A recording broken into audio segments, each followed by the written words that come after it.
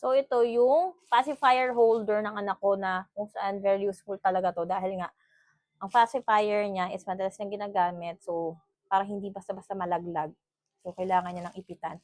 And, ito, hindi ko nabilhan ng kapalitan niya. So, meron kasi akong binili doon sa mall na pang holder nito kaso nawala kasama ng pacifier. So, bumili kami ng panibago-bago na to.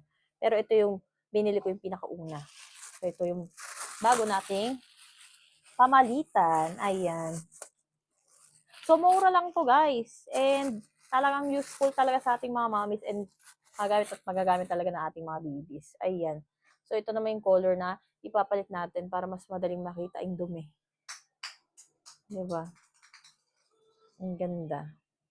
So, meron na siyang kasamang ganito na kung saan dito natin ilulusot yung pacifier and then pang-ipit. So, yun. Ang ganda niya.